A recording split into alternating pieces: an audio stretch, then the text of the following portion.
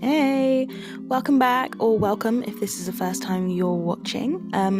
Back with another quick video.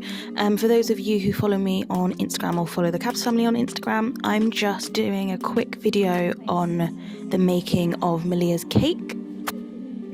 I thought I'd do something a little bit different and show you parts of the baking of the cake as well as the decorating. I will be releasing recipes at some point, but for now I just wanted to let you know a little bit about the method I use. So this is one of the most popular flavours, which is vanilla bean. And I am using my K-Mix, which is by Kenwood, which is the mixer that I would highly recommend for hobby bakers and professional bakers alike. So I used to use the all-in-one method, which means that you just put all of your ingredients in a bowl and mix it.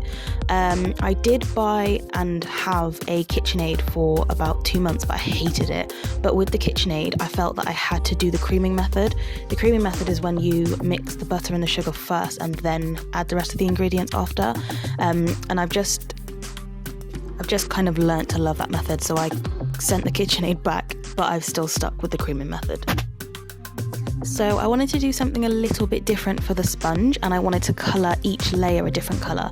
So if you're going to do this, I highly recommend weighing out your ingredients. So you can either put your batter into a bowl, figure out what that is, and then divide it by how many tins you're using, or you can just kind of guess like what I did. To make it easier for yourself, you want to use 4 of the same bowl. I think I've got about 3 or 4 sets of glass bowls that are the same weight because it makes it easier to weigh. Okay, so for the colours, I use a mixture of Americolor and Colour Mill. So Americolor is a gel food colouring, which is you do want to make sure that you mix it properly, and this is why I use glass bowls, because you can see if there's any unmixed kind of cream coloured batter at the bottom.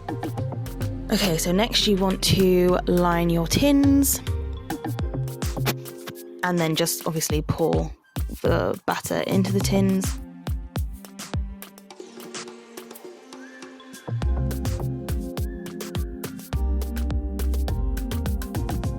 Okay, so next what you're going to do is pop them in the oven. I always use a baking belt. This helps it cook more evenly and makes your sponges a lot flatter, so you don't have a dome at the top, which means that you don't really waste as much cake. Also, it stops it from cooking too quickly, and I find that when you have colour in the sponge, it does take slightly longer. Because it's slightly longer, you don't want it to burn, so having a baking belt around the outside of the tin will help your cakes cook through without burning. Okay, so as you can see, these are all done.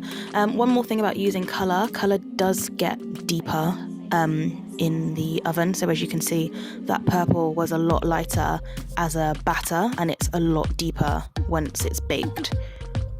I'd recommend stopping a few shades lighter than the colour you want, so that once it's baked, it comes out the actual colour you need it to be. Okay, so once your cakes are cooled and leveled, you can start stacking the cake. For this one, Shan wanted a Victoria sponge. Victoria sponge is just vanilla and jam. So these cakes, although they're coloured, they're still vanilla. So what I'm doing here is creating a dam. I probably go around twice and then fill the middle with jam. The reason I do it this way is because it stops the jam from spilling out of the sides. If your jam spills out the sides, your cakes are more likely to slide apart. So just make sure that your dam is thick enough to kind of hold whatever filling that you're using. Once you've done that, you want to go around with a crumb coat. Crumb coat just catches the crumbs, which means that once you go to do your final coat, the crumbs from the cake won't go into the buttercream that will be on the outside that people see. So once you've done your crumb coat, I usually keep it in the fridge for about a minimum of 15 minutes, but my fridge is really, really cold, so yours might take maybe 20 to 30, but you should be able to touch the outside of the buttercream and it should not come up on your finger, and it should not make an indent into the cake itself. I didn't really have much time to sit down and design the cake because it was a last minute request.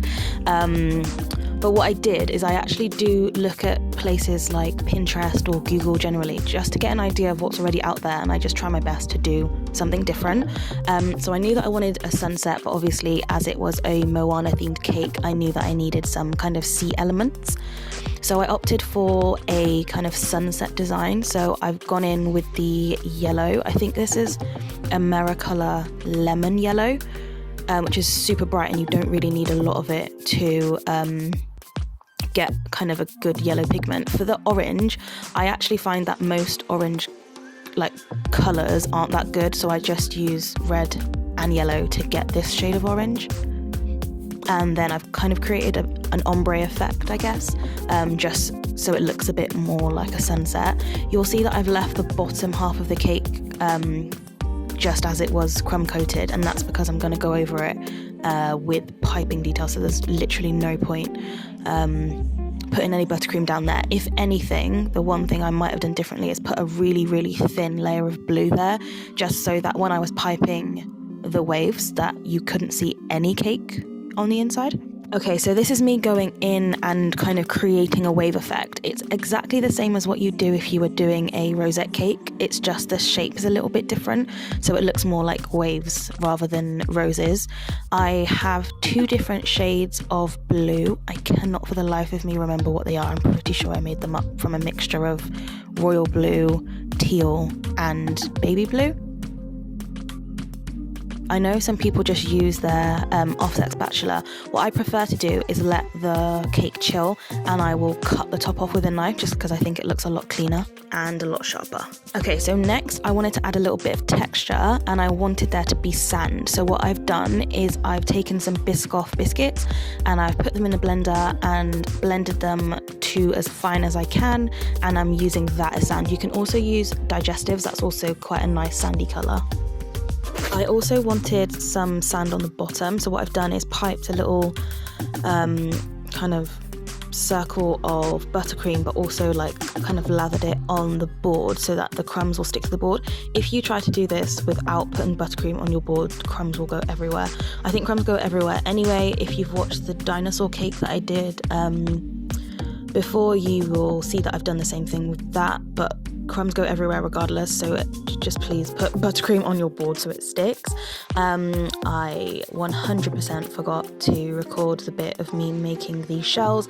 They are made out of fondant, and I used a silicone mold, and then I used white fondant and then a mixture of silver and gold luster dust just to give it kind of a shell sheen.